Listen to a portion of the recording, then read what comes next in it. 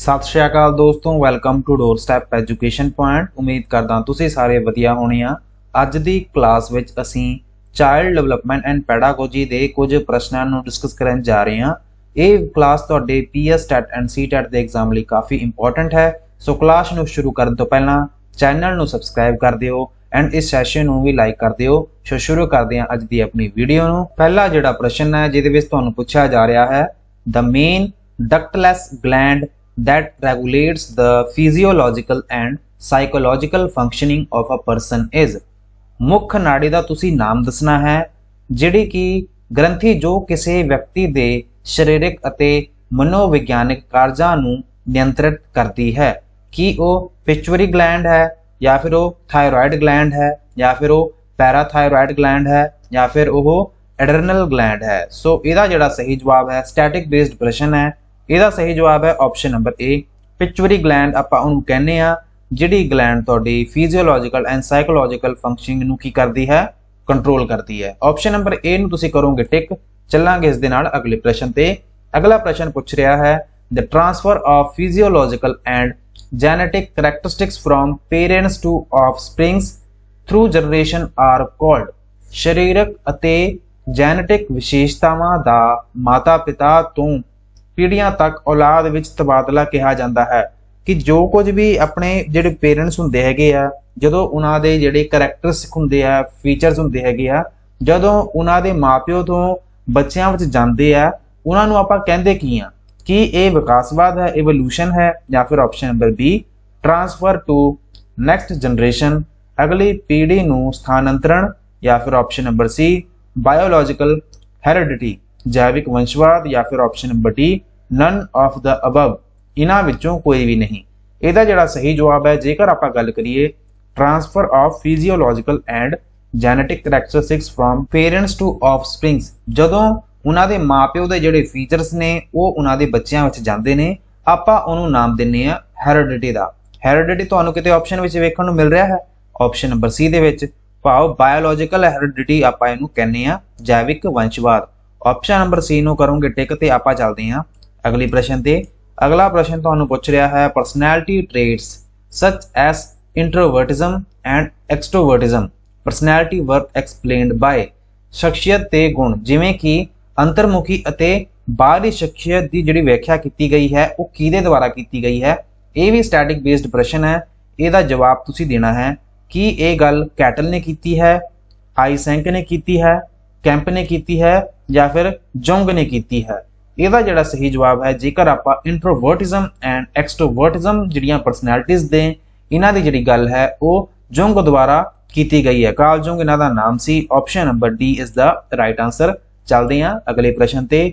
ਅਗਲਾ ਜਿਹੜਾ ਪ੍ਰਸ਼ਨ ਹੈ, understanding human growth and development enables a teachers to. As a teachers ਮੈਂ ਤੁਹਾਨੂੰ ਪੁੱਛ ਰਿਹਾ, ਜੇਕਰ ਤੁਹਾਨੂੰ ਕਿਸੇ ਬੱਚੇ ਦੀ ਜਿਹੜੀ ਪ੍ਰਗਤੀ ਹੈਗੀ ਆ, ਵਿਕਾਸ ਹੈਗਾ, ਜੇਕਰ ਤੁਸੀਂ ਇਹਨਾਂ ਸਾਰੀਆਂ ਚੀਜ਼ਾਂ ਨੂੰ ਸਮਝਦੇ ਹੋ ਤੇ ਤੁਹਾਡਾ ਇਹਦੇ ਨਾਲ ਕੀ ਬੈਨੀਫਿਟ ਹੋਵੇਗਾ। ਵੀ ਜਦੋਂ ਵੀ ਤੁਸੀਂ ਬੱਚਿਆਂ ਨੂੰ ਕੰਟਰੋਲ ਕਰਦੇ ਹੋ, ਤੁਹਾਨੂੰ ਸਾਰੀਆਂ ਹੀ ਚੀਜ਼ਾਂ ਦਾ ਜਿਹੜਾ ਗਿਆਨ ਹੈ ਉਹ ਹੋਵੇਗਾ ਤੇ ਤੁਸੀਂ ਕੀ ਕਰ ਸਕਦੇ ਹੋ, ਤੁਹਾਡੀ ਜਿਹੜੀ ਸਮਰਥ ਬਣਾਉਂਦੀ ਹੈ, ਕਿਹੜੀ ਚੀਜ਼ ਲਈ ਸਮਰਥ ਬਣਾਉਂਦੀ ਹੈ। ਆਪਸ਼ਨਾਂ ਨੂੰ ਤੁਸੀਂ ਪੜ੍ਹਨਾ ਹੈ ਤੇ ਜਵਾਬ ਦੇਣਾ ਹੈ ਕਿ ਐਜ਼ ਅ ਟੀਚਰ ਤੁਹਾਨੂੰ ਕੀ ਲੱਗਦਾ ਹੈ, ਕੀ ਸਹੀ ਹੋਣਾ ਚਾਹੀਦਾ ਹੈ। ਆਪਸ਼ਨ ਨੰਬਰ ਏ ਦੇ ਵਿੱਚ ਲਿਖਿਆ ਹੋਇਆ, gain control of learners emotion while teaching. ਪੜ੍ਹਾਉਂਦੇ ਸਮੇਂ ਸਿੱਖਿਆਰਥੀਆਂ ਦੀਆਂ ਭਾਵਨਾਵਾਂ ਤੇ ਕਾਬੂ ਪਾਓ। Option number B B clear about teaching diverse learners. ਵਿਭਿੰਨ ਸਿੱਖਿਆਰਥੀਆਂ ਨੂੰ ਸਿਖਾਉਣ ਬਾਰੇ ਸਪਸ਼ਟ ਹੋਣਾ। Option number C tell students how they can improve their lives. ਵਿਦਿਆਰਥੀਆਂ ਨੂੰ ਦੱਸੋ ਕਿ ਉਹ ਆਪਣੇ ਜੀਵਨ ਨੂੰ ਕਿਵੇਂ ਸੁਧਾਰ ਸਕਦੇ ਹਨ। ਆਪਸ਼ਨ ਨੰਬਰ ਡੀ ਪ੍ਰੈਕਟਿਸ ਹਰ ਟੀਚਿੰਗ ਇਨ ਐਨ ਅਨਬਾਇਸਡ ਵੇ। ਉਸ ਦੀ ਸਿੱਖਿਆ ਦਾ ਨਿਰਪੱਖ ਤਰੀਕੇ ਨਾਲ ਅਭਿਆਸ ਕਰੋ। ਸਹੀ ਜਵਾਬ ਇਹਦਾ ਕੀ ਹੋਏਗਾ? ਜੇਕਰ ਆਪਾਂ ਗਰੋਥ ਐਂਡ ਡਿਵੈਲਪਮੈਂਟ ਦੀ ਗੱਲ ਕਰਦੇ ਹਾਂ, ਕਿਸੇ ਵੀ ਟੀਚਰ ਨੂੰ ਗਰੋਥ ਐਂਡ ਡਿਵੈਲਪਮੈਂਟ ਦੇ ਬਾਰੇ ਜ਼ਰੂਰ ਪਤਾ ਹੋਣਾ ਚਾਹੀਦਾ ਹੈ।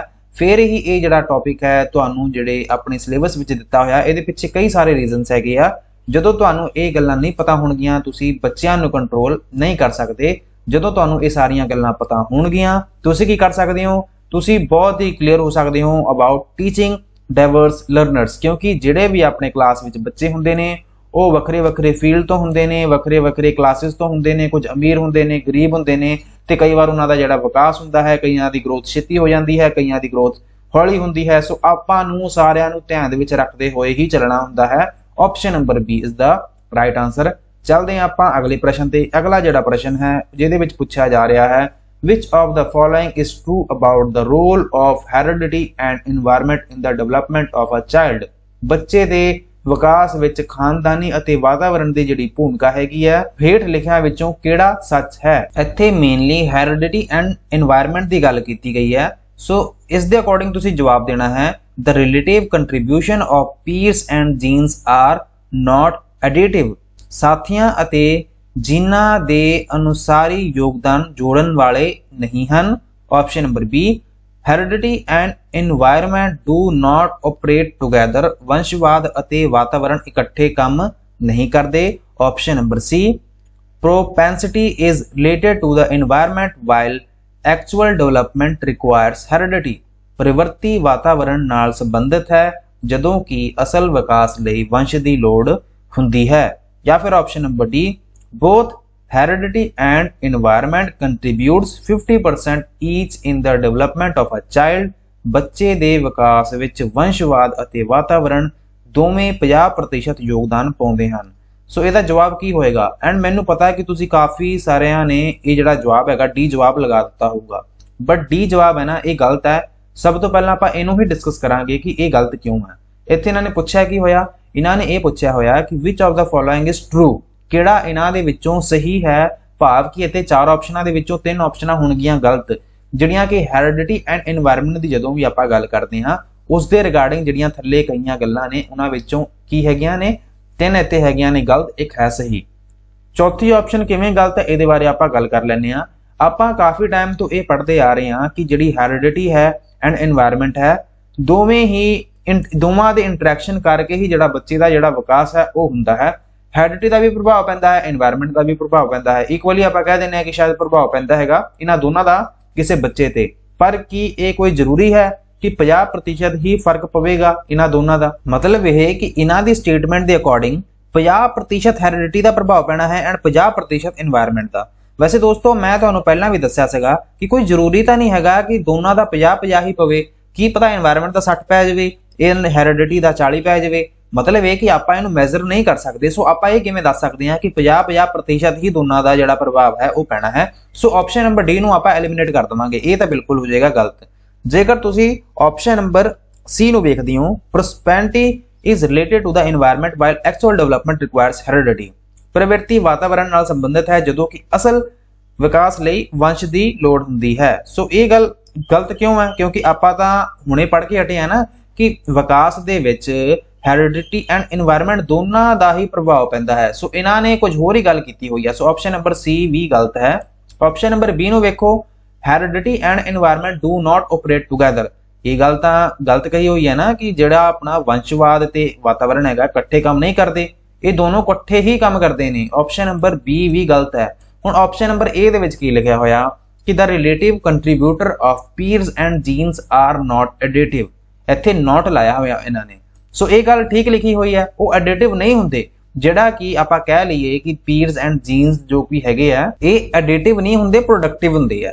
relative contribution of peers and genes are not additive but productive। ਇਹ ਗੱਲ ਤੁਸੀਂ ਯਾਦ ਕਰ ਲੈਣੀ ਹੈ ਕਿ ਜੋ ਕੁਝ ਵੀ ਹੁੰਦਾ ਹੈ peers and genes ਮਤਲਬ ਇਹ ਕੀ ਹੁੰਦੇ ਨੇ, ਐਡਿਟਿਵ ਨਹੀਂ ਹੁੰਦੇ, ਇਹ ਹੁੰਦੇ ਆ ਪ੍ਰੋਡਕਟਿਵ। ਪ੍ਰੋਡਕਟਿਵ ਹੁੰਦਾ ਨਾ ਵੀ ਗੁਣਾ ਕਰਨ ਵਾਲਾ। ਸੋ ਇਹਦੇ ਵਿੱਚ ਇਹ ਐਡਿਟਿਵ ਨਹੀਂ ਹੁੰਦੇ, ਪ੍ਰੋਡਕਟਿਵ ਹੁੰਦੇ ਆ। ਆਪਸ਼ਨ ਨੰਬਰ ਤੁਸੀਂ ਇਸ ਦੇ ਨਾਲ ਹੀ ਏ ਨੂੰ ਕਰ ਲਓਗੇ ਟਿਕ ਤੇ ਆਪਾਂ ਚੱਲਾਂਗੇ ਅਗਲੇ ਪ੍ਰਸ਼ਨ ਤੇ। Option number A is the right answer. ਅਗਲਾ ਪ੍ਰਸ਼ਨ ਹੈ a child coming to preschool for the first time cries profusely after 2 years। when the same child goes to primary school for the first time he does not express his tension by crying, rather his shoulder and neck muscles become tense। this change in his behavior can be explained on the basis of which of the following principles। Preschool ਵਿੱਚ ਪਹਿਲੀ ਵਾਰ ਆਉਣ ਵਾਲਾ ਜਿਹੜਾ ਬੱਚਾ ਹੈ ਉਹ ਬਹੁਤ ਰੋਂਦਾ ਹੈ। 2 ਸਾਲਾਂ ਬਾਅਦ ਜਦੋਂ ਉਹੀ ਬੱਚਾ ਪਹਿਲੀ ਵਾਰ ਪ੍ਰਾਇਮਰੀ ਸਕੂਲ ਜਾਂਦਾ ਹੈ ਤਾਂ ਉਹ ਰੋ ਕੇ ਆਪਣੇ ਤਣਾਅ ਦਾ ਪ੍ਰਗਟਾਵਾ ਨਹੀਂ ਕਰਦਾ, ਸਗੋਂ ਉਸਦੇ ਮੋਢੇ ਅਤੇ ਗਰਦਨ ਦੀਆਂ ਜਿਹੜੀਆਂ ਮਾਸਪੇਸ਼ੀਆਂ ਨੇ ਤਣਾਅਪੂਰਨ ਹੋ ਜਾਂਦੀਆਂ ਹਨ। ਉਸਦੇ ਵਿਵਹਾਰ ਵਿੱਚ ਇਸ ਤਬਦੀਲੀ ਦੀ ਵਿਆਖਿਆ ਹੇਠ ਦਿੱਤੇ ਕਿਹੜੇ ਸਿਧਾਂਤਾਂ ਦੇ ਆਧਾਰ ਤੇ ਕੀਤੀ ਜਾ ਸਕਦੀ ਹੈ। एक जिहड़ा बच्चा सी वो पहली बार स्कूल जांदा, प्री स्कूल की मैं गल कर रहा, उदों उत्थे वो रोना शुरू कर दिंदा एंड उस तो बाद कह सकते हैं कि जो बच्चा प्राइमरी स्कूल में गया ना, उत्थे उन्हें आपदा दुख का जिहड़ा प्रगटावा है उन्हें रो के नहीं किया, बल्कि उहदियां जिहड़ियां मांसपेशियां सीगियां ਉਹਦੇ ਵਿੱਚ ਤਣਾਅਪੂਰਨ ਜਾਂ ਤੁਹਾਨੂੰ ਇਹੋ ਜਿਹੀ ਸਿਚੁਏਸ਼ਨ ਵੇਖਣ ਨੂੰ ਮਿਲਦੀ ਆ। ਇਹ ਜਿਹੜਾ ਬਿਹੇਵੀਅਰ ਹੈਗਾ, ਤੁਸੀਂ ਇਸ ਬਿਹੇਵੀਅਰ ਨੂੰ ਕਿਵੇਂ ਡਿਫਾਈਨ ਕਰ ਸਕਦੇ ਹੋ? ਆਪਸ਼ਨਾਂ ਨੂੰ ਵੇਖਦੇ ਆ ਐਂਡ ਜਵਾਬ ਦੇਖਦੇ ਆ ਕੀ ਇਹਦਾ ਸਹੀ ਹੋਵੇਗਾ। ਆਪਸ਼ਨ ਨੰਬਰ ਏ ਵਿੱਚ ਲਿਖਿਆ ਹੋਇਆ development proceed in a sequential manner, ਵਿਕਾਸ ਇੱਕ ਕ੍ਰਮਵਾਰ ਢੰਗ ਨਾਲ ਅੱਗੇ ਵਧਦਾ ਹੈ। ਜਾਂ ਫਿਰ option number B development is gradual, ਵਿਕਾਸ ਹੌਲੀ ਹੌਲੀ ਹੁੰਦਾ ਹੈ। ਜਾਂ ਫਿਰ option number C development is different in different people, कि विकास वख-वख लोकां विच वखरा हुंदा है। या फिर option number D development is characteristics by differential and integration, विकास विभिन्नता अते एकीकरण द्वारा दर्शाया गया है। सो इहदा जिहड़ा सही जवाब है, आपां इस प्रश्न का सही जवाब लगावांगे option number D. Option number D ही क्यों लावांगे? क्योंकि जिहड़े अपने बच्चे हुंदे ने या फिर जिहड़े भी कोई आपां स्टूडेंट की गल कर रहे हैं, बच्चों की गल कर रहे हैं, उन्हां दा जिहड़ा विकास हुंदा है वो same situation which differently react करता है उसकी मैच्योरिटी के अकॉर्डिंग। पहला उहदे विच मैच्योरिटी नहीं आई सी, वो रोंदा सीगा, बट हुण हौली हौली थोड़ा जिहा वड्डा हो गया है। भाव सिचुएशन के अकॉर्डिंग उहदे विच जिहड़ियां चेंजिस आउंदियां ने उस दे अकॉर्डिंग वो रिएक्ट भी डिफरेंट तरीके नाल ही करता है। सो इस दे नाल तुहाडा जिहड़ा सही जवाब होएगा वो की होएगा? Option number D is the right answer, क्योंकि इत्थे मेनली बच्चे दे सिचुएशन की ही गल की गई सी ना। छोटा सी जो स्कूल जाता सी उदों रोंदा सी, बट जो वड्डा हो गया उदों वो नहीं रोंदा। ठीक है ना, मतलब यह कि development is characteristics by differential and integration, विकास विभिन्नता अते एकीकरण द्वारा दर्शाया गया है। ऑप्शन नंबर डी नो करोगे टिक। आपां चलांगे अगले प्रश्न ते। A teacher found that a student is facing difficulty in drawing a square, he she assumed that this student would also find it difficult to draw a diamond. Does he she apply which of the following principle to arrive at his या फिर her assumption? एक अध्यापक ने पाया कि एक विद्यार्थी नूं वर्ग बनाउण विच मुश्किल आ रही है। वो मानता है कि ये जिहड़ा विद्यार्थी है इनू हीरा खिंचना भी मुश्किल होवेगा कि वो अपनी धारणा ते पहुंचण लई हेठां दित्ते सिद्धांतां विचों किहड़े सिद्धांत नूं लागू करेगा। सो ऑप्शन नंबर पहला वेखो, development tends to follow an orderly sequence, विकास एक क्रमबद्ध क्रम की पालना करता है।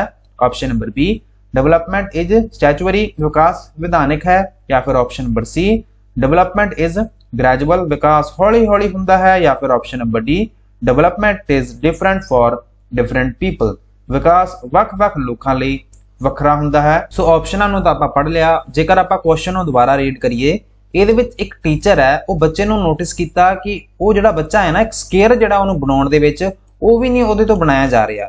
ਐਂਡ ਜੇਕਰ ਆਪਾਂ ਡਾਇਮੰਡ ਦੀ ਸ਼ੇਪ ਦੀ ਗੱਲ ਕਰੀਏ, ਡਾਇਮੰਡ ਸ਼ੇਪ ਤਾਂ ਇਹਦੇ ਨਾਲ ਔਖੀ ਹੁੰਦੀ ਹੈ ਨਾ। ਭਾਵ ਇਹ ਕਿ ਪਹਿਲਾਂ ਜੇਕਰ ਇਹ ਬਣਾਉਣਾ ਸਿੱਖੇਗਾ ਫਿਰ ਹੀ ਡਾਇਮੰਡ ਬਣਾ ਸਕਦਾ ਨਾ। ਸੋ ਟੀਚਰ ਨੇ ਮਤਲਬ ਕਿ ਉਹਨੂੰ ਕੀ ਪਤਾ ਲੱਗੂਗਾ ਇਹਨਾਂ ਗੱਲਾਂ ਤੋਂ? ਮਤਲਬ ਇਹ ਕਿ ਜਿਹੜਾ ਡਿਵੈਲਪਮੈਂਟ ਹੈ tends to follow an orderly sequence, ਵਿਕਾਸ ਇੱਕ ਕ੍ਰਮਬੱਧ क्रम की पालना करता है। So option number A is the right answer. चलांगे आपां अगले प्रश्न ते। अगला जिहड़ा प्रश्न है जिहदे विच तुहानूं पुछा जा रहा है, which of the following statement is true regarding the role of heredity and environment in human development. मनुखी विकास विच वंशवाद अते वातावरण की जिहड़ी भूमिका है उहदे बारे हेठ लिखिया कथनां विचों किहड़ा एक सच है। भाव तीन स्टेटमेंटां इत्थे हेरिडिटी एंड एनवायरनमेंट तो संबंधित गलत होणगीਆਂ एंड एक जिहड़ी स्टेटमेंट है वो सही होनी है। सही स्टेटमेंट नूं ही आपां लभना है। पहली ऑप्शन में लिखा है the role of environment is almost fixed whereas impact of heredity can be altered. वातावरण की भूमिका लगभग निश्चित है जदों कि वंशवाद के प्रभाव नूं बदलिया जा सकता है। वैसे दोस्तों तुहानूं याद आ भी आपां पहले दिन एक प्रश्न कीता सीगा कि जिहड़ा अपना हेरिडिटी हैगी आ जिहनूं वंशवाद कह दिंदे आ, वंशवाद दे जिहड़े प्रभाव हुंदे ने या फिर उहदे फैक्टर हुंदे ने वो स्टैटिक हुंदे आ। स्टैटिक होंगे है ना, मतलब आप उन्हें चेंज नहीं कर सकते। बट ये लिखा होया कि भी वंशवाद के प्रभाव में बदलिया जा सकता है। कि तुहानूं लगता है कि ये जवाब सही होगा? या फिर option number B the theories based on behaviourism are largely based on the role of nature in human development. व्यवहारवाद ते आधारित सिद्धांत ज्यादातर मनुखी विकास विच कुदरत की भूमिका ते आधारित हैं। Option number C the relative effect of heredity and environment vary in different areas of development. विकास के ਵੱਖ-ਵੱਖ ਖੇਤਰਾਂ ਵਿੱਚ ਵੰਸ਼ਵਾਦ ਅਤੇ ਵਾਤਾਵਰਣ ਦੇ ਸਾਪੇਖਿਕ ਪ੍ਰਭਾਵ ਵੱਖੋ ਵੱਖਰੇ ਹੁੰਦੇ ਹਨ। ਜਾਂ ਫਿਰ option number D, the policy of compensatory discrimination of the government of India is based on the role of nature in human development। Bharat ਸਰਕਾਰ ਦੀ ਮੁਆਵਜ਼ੇ ਸੰਬੰਧੀ ਵਿਤਕਰੇ ਦੀ ਨੀਤੀ ਮਨੁੱਖੀ ਵਿਕਾਸ ਵਿੱਚ ਕੁਦਰਤੀ ਭੂਮਿਕਾ ਤੇ ਆਧਾਰਿਤ ਹੈ। ਪਹਿਲੀ ਆਪਸ਼ਨ ਨੂੰ ਆਪਾਂ ਪਹਿਲਾਂ ਹੀ ਐਲੀਮੀਨੇਟ ਕਰ ਦਿੱਤਾ ਸੀ। ਆਪਸ਼ਨ ਨੰਬਰ ਬੀ ਨੂੰ ਵੀ ਐਲੀਮੀਨੇਟ ਕਰ ਦਵਾਂਗੇ ਕਿਉਂਕਿ ਇਹਨਾਂ ਨੇ ਕੀ ਕਿਹਾ ਹੋਇਆ, the theory based on behaviorism are largely based on the role of nature in human development। ਜੇਕਰ ਤੁਸੀਂ ਆਪਸ਼ਨ ਨੰਬਰ ਸੀ ਨੂੰ ਵੇਖਦੇ ਹੋ, ਇੱਥੇ ਕੀ ਗੱਲ ਲਿਖੀ ਹੋਈ ਹੈ, the relative effect of heredity and environment vary in different areas of development। ਸੋ ਇਹ ਗੱਲ ਠੀਕ ਹੈ ਨਾ ਕਿ ਵਿਕਾਸ ਦੇ ਜਿਹੜੇ ਵੱਖ-ਵੱਖ ਖੇਤਰਾਂ ਵਿੱਚ ਵੰਸ਼ਵਾਦ ਅਤੇ ਵਾਤਾਵਰਣ ਦੇ ਸਾਪੇਖਿਕ ਜਿਹੜੇ ਪ੍ਰਭਾਵ ਹੁੰਦੇ ਆ ਉਹ ਵੱਖਰੋ ਵੱਖਰੇ ਹੁੰਦੇ ਹਨ। ਸੋ option number C is the right answer. ਚੱਲਦੇ ਹਾਂ ਅਗਲੇ ਪ੍ਰਸ਼ਨ ਤੇ। ਅਗਲਾ ਪ੍ਰਸ਼ਨ ਹੈ, the nature nurture debate refers to। ਕੁਦਰਤ ਪੋਸ਼ਣ ਬਹਿਸ ਦਾ ਹਵਾਲਾ ਦਿੰਦਾ ਹੈ, ਭਾਵ ਕਿ ਨੇਚਰ ਨਰਚਰ ਡਿਬੇਟ ਬਾਰੇ ਆਪਾਂ ਕੀ ਸਮਝਦੇ ਹਾਂ। ਕੀ ਇਹ ਜੈਨੇਟਿਕਸ ਐਂਡ এনवायरमेंट ਹੈ, ਬਿਹੇਵੀਅਰ ਐਂਡ এনवायरमेंट ਦੀ ਗੱਲ ਕਰਦਾ ਹੈ ਨੇਚਰ ਨਰਚਰ ਡਿਬੇਟ, ਜਾਂ ਫਿਰ এনवायरमेंट ਐਂਡ ਬਾਇਓਲੋਜੀ ਦੀ ਗੱਲ ਕਰਦਾ ਹੈ, ਜਾਂ ਫਿਰ এনवायरमेंट ਐਂਡ ਅਪਬ੍ਰਿੰਗਿੰਗ ਦੀ ਗੱਲ ਕਰਦਾ ਹੈ। ਜੇਕਰ ਆਪਾਂ ਨੇਚਰ ਐਂਡ ਨਰਚਰ ਡਿਬੇਟ ਦੀ ਗੱਲ ਕਰਦੇ ਹਾਂ, ਨੇਚਰ ਨੂੰ ਤੁਸੀਂ ਹੈਰੀਡਿਟੀ ਨਾਲ ਰਿਲੇਟ ਕਰ ਸਕਦੇ ਹੋ ਐਂਡ ਨਰਚਰ ਨੂੰ ਤੁਸੀਂ ਪਾਲਣ ਪੋਸ਼ਣ ਭਾਵ এনवायरमेंट ਨਾਲ ਕਨੈਕਟ ਕਰ ਸਕਦੇ ਹੋ ਜਾਂ ਫਿਰ ਰਿਲੇਟ ਕਰ ਸਕਦੇ ਹੋ। ਸੋ option number A is the right answer. Genetics ਨੂੰ ਤੁਸੀਂ ਰਿਲੇਟ ਕਰ ਦੋਗੇ ਨੇਚਰ ਨਾਲ ਐਂਡ এনवायरमेंट ਨੂੰ ਤੁਸੀਂ ਰਿਲੇਟ ਕਰ ਦੋਗੇ ਨਰਚਰ ਨਾਲ। Option number A is the right answer.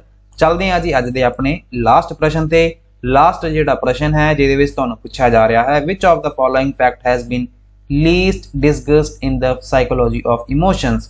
ਭਾਵਨਾਵਾਂ ਦੇ ਮਨੋਵਿਗਿਆਨ ਵਿੱਚ ਹੇਠਾਂ ਦਿੱਤੇ ਤੱਥਾਂ ਵਿੱਚੋਂ ਕਿਸ ਬਾਰੇ ਸਭ ਤੋਂ ਘੱਟ ਚਰਚਾ ਕੀਤੀ ਗਈ ਹੈ। ਸੋ ਇਹਨਾਂ ਵਿੱਚੋਂ ਤਿੰਨ ਆਪਸ਼ਨਾਂ ਦੀ ਜ਼ਿਆਦਾ ਚਰਚਾ ਕੀਤੀ ਗਈ ਹੈ ਬਟ ਇੱਕ ਆਪਸ਼ਨ ਦੀ ਘੱਟ ਚਰਚਾ ਕੀਤੀ ਗਈ ਹੈ, ਉਹਦੇ ਬਾਰੇ ਵੀ ਆਪਾਂ ਵੇਖ ਲੈਂਦੇ ਹਾਂ।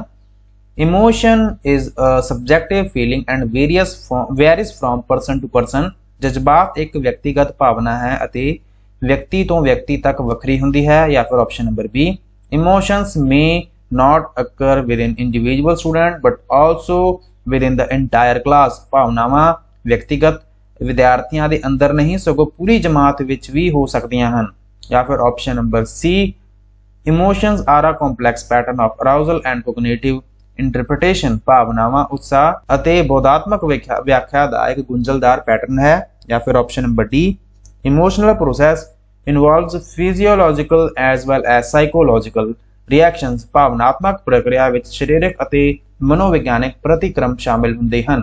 ਇਹਨਾਂ ਵਿੱਚੋਂ ਜਿਹੜਾ ਤੁਹਾਡਾ ਸਹੀ ਜਵਾਬ ਹੈ ਉਹ ਹੈ option number B. Option number B ਤੁਹਾਡਾ ਕਿਉਂ ਸਹੀ ਜਵਾਬ ਹੈ, ਕਿਉਂਕਿ ਬਾਕੀਆਂ ਦੀਆਂ ਜਿਹੜੀਆਂ ਆਪਸ਼ਨਾਂ ਨੇ ਇਹਨਾਂ ਦੀ ਜ਼ਿਆਦਾ ਗੱਲ ਕੀਤੀ ਗਈ ਹੈ। ਜੇਕਰ ਆਪਾਂ ਸਾਈਕੋਲੋਜੀ ਆਫ ਇਮੋਸ਼ਨਸ ਦੀ ਗੱਲ ਕਰਦੇ ਹਾਂ, ਜਜ਼ਬਾਤ ਇੱਕ ਵਿਅਕਤੀਗਤ ਭਾਵਨਾ ਹੈ ਅਤੇ ਵਿਅਕਤੀ ਤੋਂ ਵਿਅਕਤੀ ਤੱਕ ਵੱਖਰੀ ਹੁੰਦੀ ਹੈ, ਗੱਲ ਬਿਲਕੁਲ ਠੀਕ ਹੈ। ਇਮੋਸ਼ਨਸ ਆਰ ਕੰਪਲੈਕਸ ਕਿ ਭਾਵਨਾਵਾਂ ਜਿਹੜੀ ਉਤਸ਼ਾਹ ਹੈ ਬੋਧਾਤਮਕ ਵਿਆਖਿਆ ਇੱਕ ਬਹੁਤ ਹੀ ਗੁੰਝਲਦਾਰ ਪੈਟਰਨ ਹੈ ਐਂਡ ਭਾਵਨਾਤਮਕ ਪ੍ਰਕਿਰਿਆ ਵਿੱਚ ਸਰੀਰਕ ਅਤੇ ਮਨੋਵਿਗਿਆਨਿਕ ਪ੍ਰਤੀਕਰਮ ਵੀ ਸ਼ਾਮਿਲ ਹੁੰਦੇ ਹੈ। ਬਟ ਇਸ ਗੱਲ ਨੂੰ ਕਿ ਭਾਵਨਾਵਾਂ ਵਿਅਕਤੀਗਤ ਵਿਦਿਆਰਥੀਆਂ ਦੇ ਅੰਦਰ ਨਹੀਂ ਸਗੋਂ ਪੂਰੀ ਜਮਾਤ ਵਿੱਚ ਵੀ ਹੋ ਸਕਦੀਆਂ ਨੇ, ਇਹਦੀ ਜਿਹੜੀ ਚਰਚਾ ਹੈ ਘੱਟ ਕੀਤੀ ਗਈ ਹੈ। ਸੋ option number B is the right answer.